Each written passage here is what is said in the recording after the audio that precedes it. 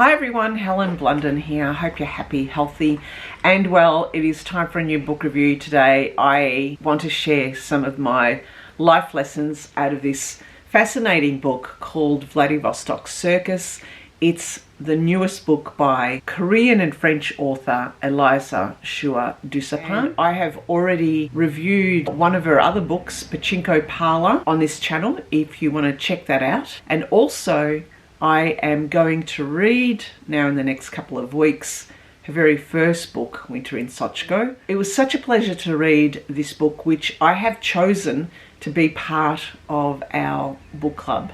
You might not know that I run a book club. I pick obviously certain books every month. Because I read Pachinko Parlor recently by the same author and I loved her writing, I thought it'd be really interesting to do her most recent novel, Vladivostok Circus. This one was published in 2024 and you may or may not have seen it on your bookshelf, so it's very, very current. It is a very different theme to what Elisa usually writes, but I guess if you really think about it, it's still kind of in the same region. It is the story, a reflective story of Natalie, who is a costume designer. She's finished school, she finished her studies, and she's been asked to come and work for a circus in Vladivostok to design their costumes for an upcoming act that they are going to do at a place called Ulam-Uld, which is in Russia on the Mongolian border, at a place I'd never even heard about. And one of the most fascinating things that I like about the writing here is the fact that the circus is a completely different circus in the sense that it is not in a part of the world that we know much about. Her writing is so evocative and so atmospheric and so beautiful that we are immediately put into this world. Now, Natalie meets the trio that she has to work with, and before I read this book, I had to actually read what the Russian bar was about, spelt B-A-R-R-E, I think. The Russian bar is the act where two guys hold this long bar, these poles. There is an acrobat who jumps, the jumper, on the pole up and down and flips. And so this trio, as you can understand, has to have the utmost confidence and utmost trust in each other. And what we see in this book is we are welcomed into their team, such as Natalie is, and we see how they function. We see what life of a performer in the Russian bar is about. We see what they get up to, how they do their act, how they work together, how they live together. Also the people in their lives, which at times you feel as if could be as restrictive as how she writes here, but other times you feel as if they are all connected in some way, like a special type of family, even though they're not related, even though they are not like a professional work team. There's something else. They are people who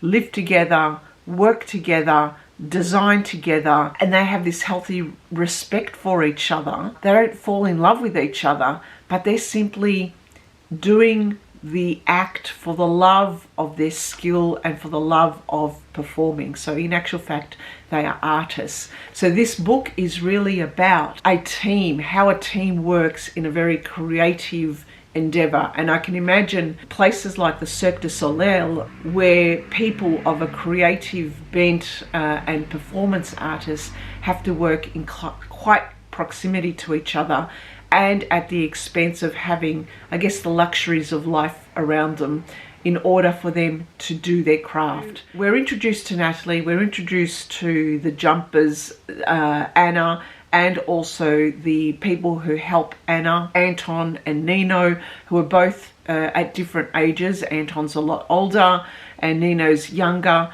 We also get introduced to Igor and Leon, who is, I guess, the producer of the show, who helps him out technically as well.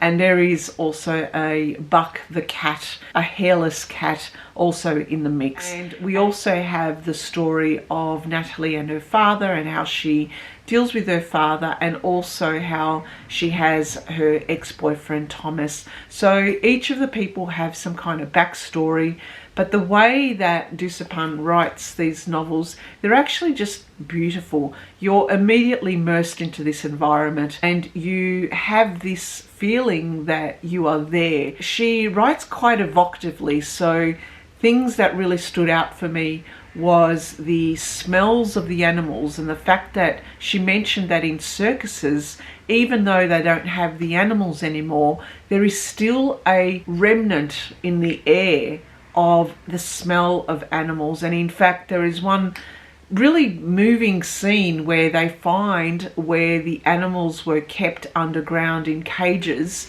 and they could still smell that smell, and they could still see the chains in the wall about these animals. And it made you think how far circus acts have come along over the years and what they used to be like. This book also made me think about the last time I was at a circus. It's been years. I haven't been to the circus since a little child. And like in the book, she also asked the same question, and she thought to herself that she thought of circus performers as lower than, say, other performers like actors or people who acted in plays, or even musicians, which we don't know why that is the case. And it made me think that, you know, maybe I thought the same thing too. These are artists, these are performers. They devote their lives to their craft, so why are they any less in our heads to other people? The theme about the circus life, and the theme about people moving on with their life, and maybe the circus acts also evolving, and also this sense of smell that happened to be in this book, and also the sense of, I'm going to say, heat, warmth, moist, dampness, because there was mention of mold. It made you think that you were cloistered in a environment where it was very cold outside in Vladivostok in Russia, you can imagine, and inside with all the bodies and how they were working in close proximity to each other, there was warmth, there was sweat, there was dampness, and there was mold everywhere.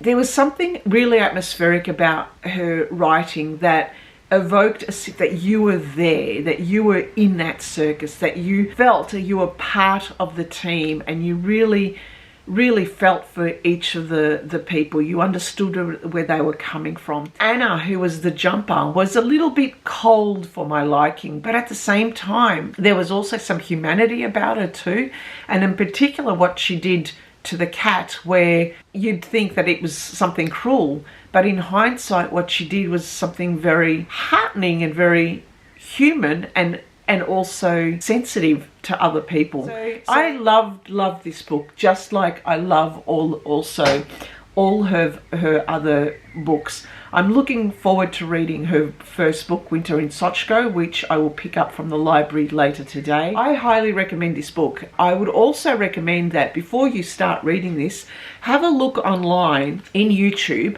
to see these performances called the Russian Bar, of these jumpers who jump in the air and land on this tiny pole that is held on the shoulders of two other people.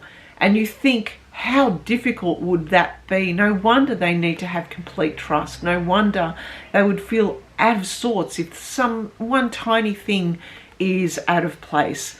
These people have total trust in each other, and they have to, because they're doing something dangerous for the benefit of spectators who are watching them fall. And who do they watch? They watch the jumper. They don't watch the people holding the bar. Please put this author on your list to read.